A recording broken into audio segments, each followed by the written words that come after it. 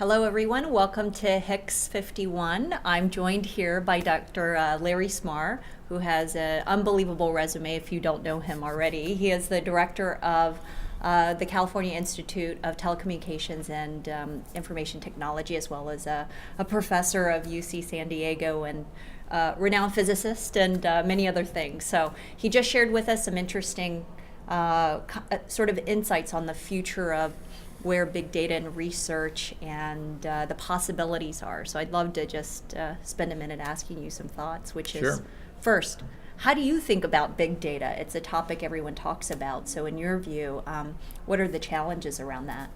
Well, first of all, I don't like the term, but we're stuck Okay. with it. So, okay. Fundamentally, data has two attributes. What is the size of the data, and how many of those data objects are there? So if you think about big data, say you're thinking of Google searches or something, Yeah. then there's hundreds of millions of very small things. Or think about ATM transactions. So that's the world of the cloud. That's the thing that we know how to do. But if you look at science, you have much larger data objects. So think of a human genome with 6 billion ACCs and Gs.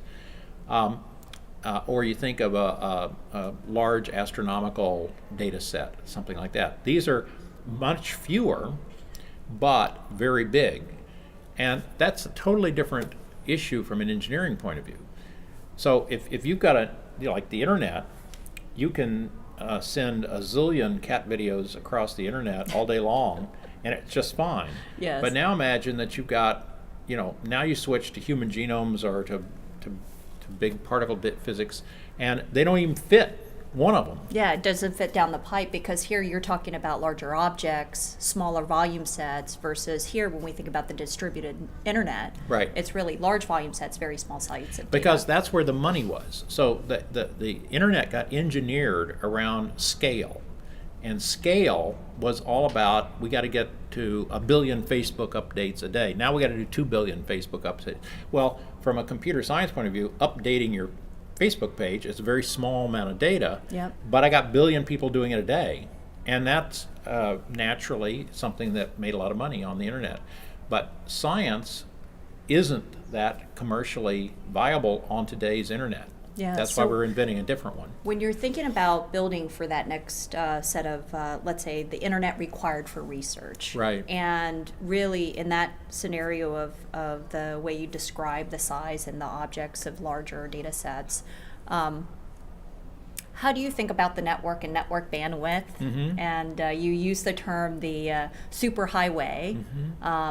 And what is the design of that architecture moving forward? Well, we're very familiar with it. When I was a kid, that was a long time ago, they were building the interstate highway system. And I remember actually in the 50s and early 60s going out and seeing these giant machines smoothing the concrete on what became a multi-lane superhighway. That is what we use to connect the cities, and then across that go very high-speed traffic, but also all the trucks. Well, those are big data objects. Yeah. If you try to get all those things moving on Route 66 with 2 lanes and very unlikely to be able to pass, it would totally clog up. So what liberated the economic growth in this country after the 1960s was building a different sort of transportation system. It wasn't that there weren't already Highway 40 and Highway 66 2-lane all over the country, but by adding a different purpose-built, smaller number of highways, the interstate highway system, that drove our economy for decades. So you look at that parallel for kind of what's required to really network the broader ecosystem of researchers in the community. Notice that the 2-lane highway and the interstate highway are made of the exact same materials.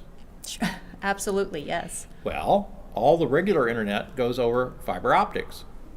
And what we need for research goes over fiber optics. But fiber optics have this magical property that they can either have, like on our campus, 30,000 end users using the internet simultaneously on one fiber optic. Or you could take that same fiber optic and give it to one scientist, but keep everybody else off. And now he can or she can move their big objects across it just fine, just like the big semi-trucks. Wow. Now, another important piece, I think, of this next generation of computers and network systems is really the movement around containerization. And I know a lot of people know about Docker. Kubernetes really hot in 2017 in terms of mass adoption. How do you think about that also in terms of the design for these next generation computers? Well, it's been such a revolution in my life, going from having one computer that you worked on, and almost my entire career I've worked on one computer.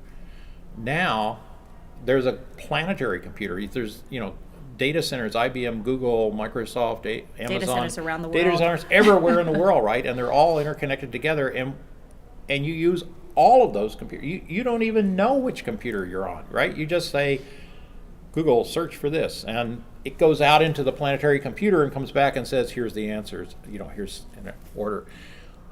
It's a completely different paradigm. So how does that world work?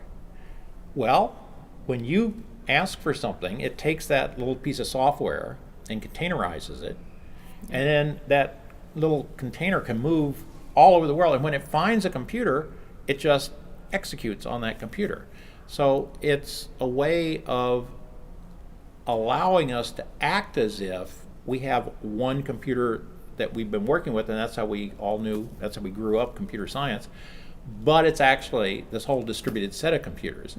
And so you have all these containers moving around all the time, and they have all the information they need in their little environment to execute their app when they find a computer that's available that they can unfold and execute on.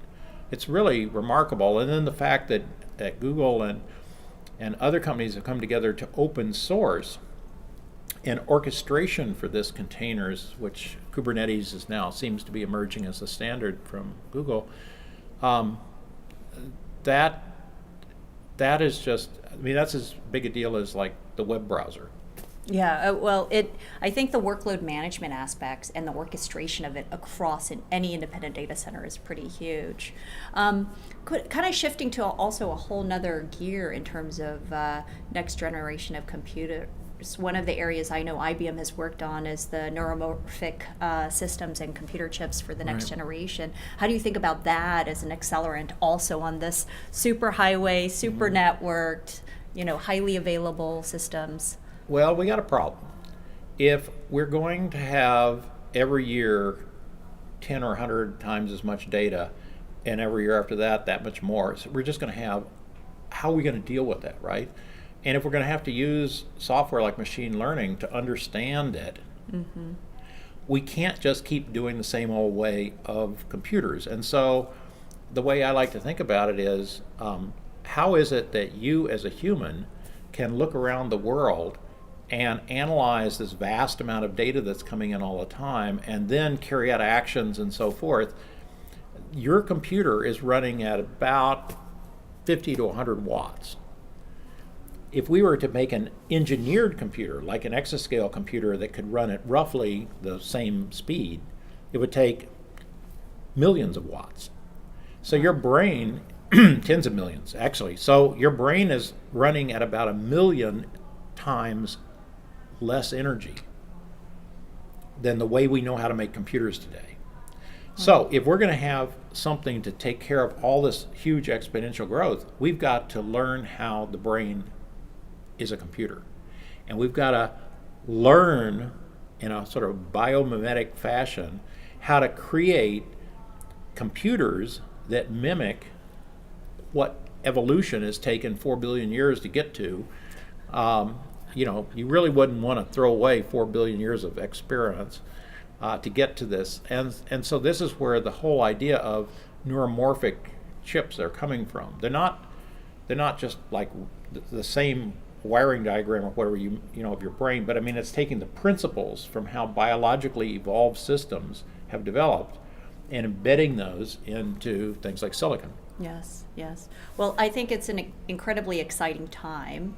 I applaud your championing of the entire research community getting more involved and also really championing the ecosystem of research communities participating. Any final thoughts for the participants here? I wish I was a young person. I'm just so amazed at 20-somethings. They were born into this world and they take it all for granted. Old people like me, all we can do is hope to mentor some of these younger people because they are just off and running. They just say, of course, this is the way the world is because they were born into it. And so I think there's I'm very optimistic about the future and where our young people are going to take us. Well, thank you for that, and thank you for joining, everyone.